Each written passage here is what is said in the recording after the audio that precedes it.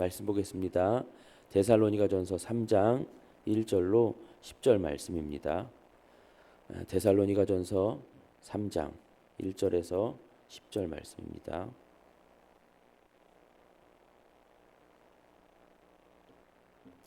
데살로니가전서 3장 1절에서 10절 말씀 한 목소리로 봉독합니다. 이러므로 우리가 참다 못하여 우리만 아덴에 머물기를 좋게 생각하고 우리 형제 곧 그리스도의 복음을 전하는 하나님의 일꾼인 디모데를 보내노니 이는 너희를 굳건하게 하고 너희 믿음에 대하여 위로함으로 아무도 이 여러 환난 중에 흔들리지 않게 하려 함이라. 우리가 이것을 위하여 세움 받은 줄을 너희가 친히 알리라.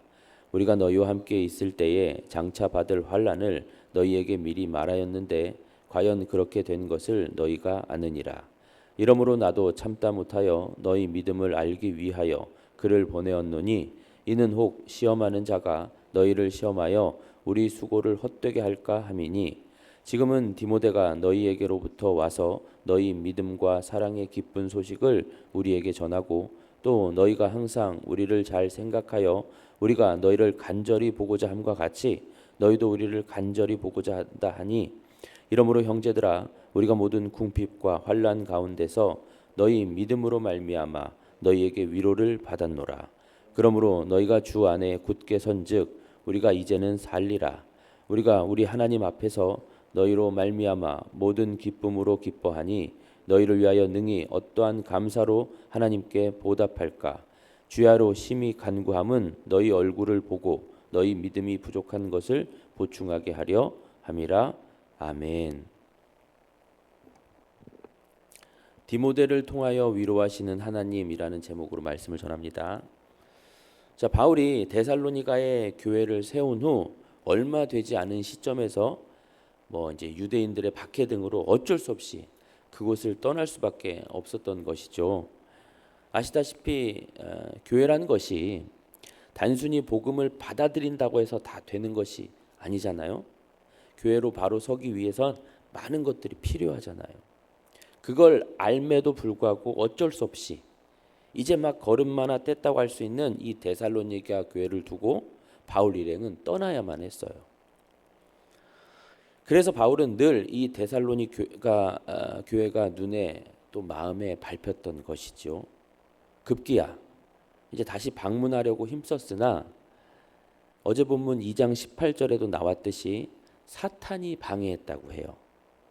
얼마나 대단하고 심한 박해이길래 사탄의 방해라고 했을까요? 여하간 다시 가고 싶으나 갈 수 없었다. 정말 가고 싶었으나 너희를 보고 싶었으나 안 되었다. 이것이 이제 어제 본문의 배경인데요. 이러다가 이제 바울이 어찌저찌 해서 자신의 영적 아들과도 같은 디모데를 데살로니가로 보내게 됩니다. 내용 관찰 1번입니다. 바울이 디모데를 데살로니가 교회에 보낸 목적은 무엇입니까? 1절과 2절을 보시면 바울이 그래요. 우리가 참다 못하여 우리만 아덴에 머물고 디모데를 보냈다 합니다. 여기서 우리란 바울과 신라죠. 이 디모데 이렇게 세 사람을 말하겠어요. 이 바울 일행이 데살로니가 교회가 너무나도 걱정이 되고 또 그 교회가 너무나도 보고 싶은 마음을 참다 못해서 견딜 수 없어서 바울과 신라는 아덴에 남고 디모데를 보냈다라는 것이죠. 얼마나 보고 싶고 걱정이 되었는지가 아주 그냥 절절하게 묻었어요. 참다 못하여. 한번 생각해 보자고요. 계속 이제 언급되는 이 데살로니가 전서에 언급되는 얘기지만 오늘 본문이 말하는 요 시대가 이 본문의 그 배경이 되는 시대가 지금과 같지는 않아요.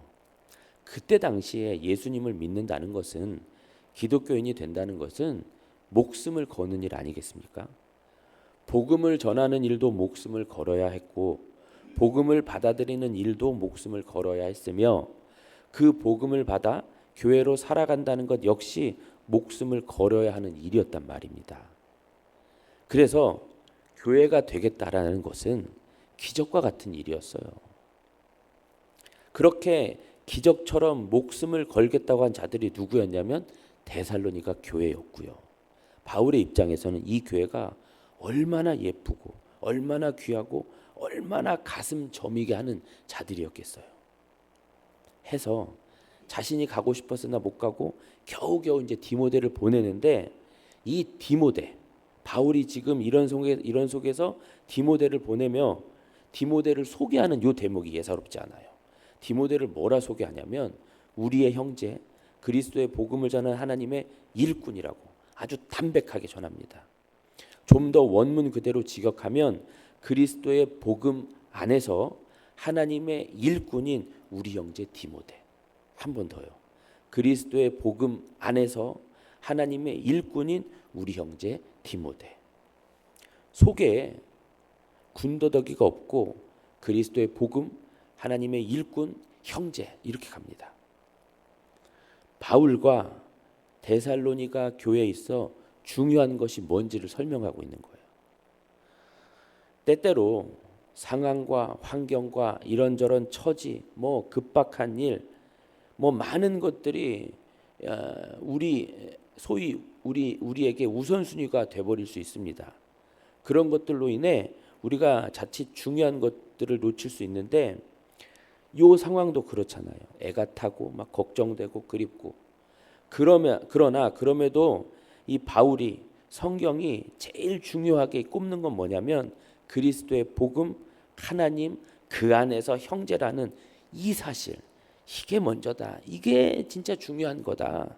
응? 서로 뭐 애타고 어쩌고 그것보다 더 중요한 건 그리스도의 복음, 하나님, 그 안에서 형제다라는 것이죠.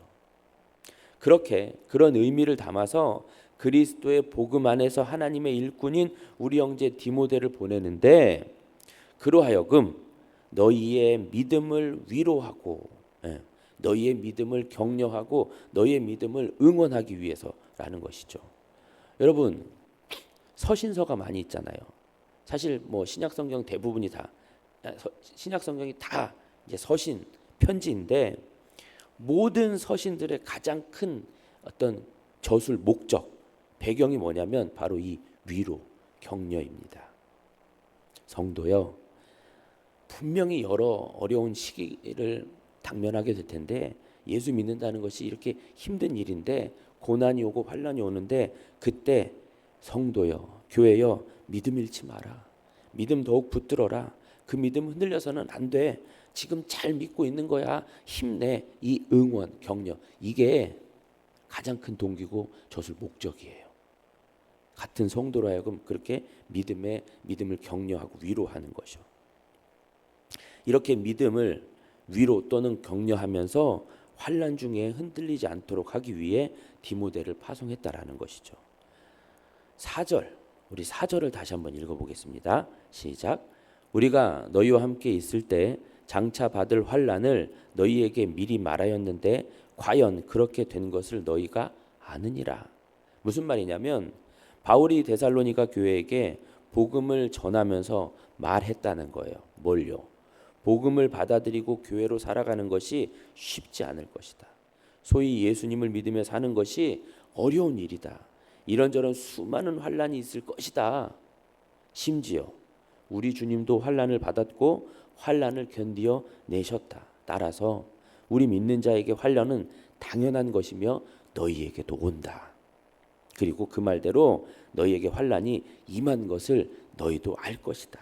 그래서 내가 걱정이 되고, 그래서 내가 가고 싶었으나 나는 못 가고 내 분신과도 다름없는 디모데를 보내는 거야. 이렇게. 내용 관찰 2번입니다. 데살로니가를 다녀온 디모데가 바울 일행에게 가져온 소식은 무엇입니까? 네, 어떤 소식이었죠? 좋은 소식이었습니까? 나쁜 소식이었습니까? 좋은 소식이었어요. 너무나도 좋은 소식이었습니다. 데살로니가 교회가 여전히 믿음과 사랑 안에 있다는 것, 그것과 함께 바울 일행을 간절히 보고 싶어 한다는 그 소식이죠. 그 소식을 디모데가 들고 온 거예요. 한편으로 그런 마음이 들지 않았을까 싶어요. 바울이 내심 마음 한편으로 걱정하고 있었을 거예요. 왜요? 데살로니가 교회가 바울 일행을 원망하거나 서운해할 수 있었거든요. 왜냐하면 아시다시피 3주 만인가? 그러고 가버렸어요. 그 걸음마 하고 있는 성도들이 이런저런 어려움과 환난을 겪으면서 바울을 충분히 원망할 수 있거든요. 있을 수 있거든요. 예, 그리하여서 바울이 걱정하기는 바울 자신이 전한 복음을 버릴 수 있지는 않을까? 혹여나 그들이 돌아서면 어떡하지? 복음을 저버리고 그렇게 교회로 살지 않겠다고 그러면 어떡하지? 이런저런 고민이 있던 차에, 그런 어떤 어려움이 있던 차에 그런 소식은커녕 어떻게 해요? 잘 서 있고 또 되려 바울 일행을 보고 싶어 한다는 그 말. 예, 바울이 듣고 얼마나 좋아했을까요? 얼마나 기뻐했을까요? 영과 묵상 3번입니다. 이와 같은 상황에서 나타나는 바울의 반응 속에서 바울이 데살로니가 성도들과 바울 일행의 관계를 어떻게 인식하고 있음이 드러납니까? 네, 오늘 본문 3절과 7절에서 10절을 이렇게 보라고 나와 있는데 이 영과 묵상 3번의 문제가 뭔 말인가? 대체 무슨 말을 하는가? 이렇게 한참을 고민해 봤어요. 근데 이제 이미 우리가 아는 얘기를 이제 하고 있는 것이더라고요. 자, 바울 일행과 데살로니가 교회는 어떤 관계죠? 형제예요. 하나입니다. 우리입니다. 예, 절대로 남이 아니라는 얘기죠. 그렇게 하나로서 서로 위로와 서로예요. 서로 위로와 격려를 주고받는 존재라는 사실이죠. 바울 일행만 데살로니가 교회에 이게 뭔가 주는 것이 아니라 데살로니가 교회도 바울 일행에게 준다라는 것이죠. 서로 위로를 주고 감격을 주고 고마움과 사랑을 준다 이 말입니다. 서로 주고받는 그런 관계라는 것이죠. 쉽게 말해 우리가 알다시피 기존 신자만 초신자에게 뭔가를 줍니까? 안 그래요. 초신자도 기존 신자에게 주는 것이 있어요. 상호 간의 감동과 위로와 격려와 또 분발하고자 하는 마음을 서로 주잖아요. 성도가 성도에게 받는 위로와 격려와 사랑, 성도가 성도에게 받는 위로와 격려와 사랑, 이건 줘본 사람만 또 받아본 사람만 알아요. 성도가 여러 어려움을 만날 수 있잖아요. 환난과 고난을 만날 수 있는데 그 속에서 힘낼 수 있는 어떤 것 중에 하나가 이렇게 같은 성도에게 받는 격려, 사랑, 위로 아니겠습니까? 자, 바울과 데살로니가 교회가 이러한 관계로 상호 인식하고 있었다라는 것이죠. 느낌점 4번입니다. 바울 일행과 데살로니가 성도들이 보이고 있는 서로에 대한 정과 사랑을 바라볼 때 어떠한 심정을 갖게 됩니까? 네, 좋은 모습이며 감동적이죠. 그런데 이렇게 좋은 모습이고 감동적이고 여기서 우리가 놓치지 말아야 할 것은 어떤 정과 사랑, 그러니까 이런 정과 사랑이 그냥 나오는 것이 아니라는 점이에요. 이건 단순히 어떤 침묵에서 비롯된 것이 아니며 의리나 또 이런저런 어려움을 동고동락하면서 그래서 맺어진 전후의 그런 것이 아니라는 것입니다. 여기서 말하는 정과 사랑은 하나님의 은혜 안에서 성령님의 역사로 그리스도의 복음을 진짜 깊이 전하고 받은 그것이 기반이 되었기에 가능한 거예요. 그것으로 비롯된 거예요. 하나님의 역사며 하나님이 부리시는 기적이죠. 하나님이 주신 그 믿음으로 그리스도께서 나를 위해 죽으셨고 영원한 하나님 나라를 마련하셨으며 그 나라를 위해 잠시 이 땅에서 고난을 살아야 한다는 것, 이것이 믿어지는 것이고 그래서 그 믿음 따라 살 때 삶에 이런저런 고난과 환난이 닥쳐온다 이 말입니다. 바로 그것을 같이 겪어간다는 것, 그리고 그 속에서 서로가 서로의 힘이 되어주는 것. 다 같이 정말 힘든데 서로를 생각하며 힘이 되어주고 격려해주고 위로해주고, 아니 같은 길을 그렇게 같이 가주는 것만으로도 얼마나 힘이 되는지요. 그런데 이것이 그렇게 힘을 낼 수 있는 건 이것의 기반이 뭐냐? 복음의 능력이고 하나님의 은혜고 성령의 역사라는 것입니다. 돌려 말하면 성도에게는 바로 이것, 서두에 디모데를 소개했을 때 그 했던 말, 그리스도의 복음 안에서 하나님의 일꾼 형제, 그리스도의 복음, 이게 확실히 견고하게 서야 한다 이 말이죠. 다른 것이 아니라, 다른 이해타산 정관계가 아니라 그리스도의 복음, 하나님의 은혜의 실체, 그것이요, 그것. 이것 없이 그저 정관계로, 이해관계로, 억지로, 의무감으로 안 되는 것입니다. 복음 안에서 우리 성도들이 그 복음 안에서, 그 진리의 말씀 안에서, 그리스도 안에서, 하나의 신앙 고백 안에서, 내가 제일 죄인이라는 그 고백 안에서 하나여야 한다 이 말입니다. 그런데 신앙생활을 하다 보면 이런 거 다 잊어버리죠. 다른 것들이 먼저가 되기도 하고, 다른 것들이 중요한 것이 되기도 하고, 자리가, 감투가, 어떤 사람의 입기니, 이런저런 일들이 그것이 막 너무 우선순위 되고 그것이 중심이 되는 그런 게 많이 왕왕 있습니다. 그리스도인들은 그리스도인의 정체성이 분명히 서야 해요. 두루뭉술하게 좋은 것이 좋은 것 아닙니다. 그래서 기독교가 망해요. 정작 가지고 있어야 할 것들은 다 놓치고 그냥 친분으로 무슨 동호회 맺는 것처럼 일주일에 한 번 얼굴 보는 것으로, 그런 것으로 교회가 서고 그런 것으로 성도들이 선다는 건, 그건 오늘 본문과는 맞지 않아요.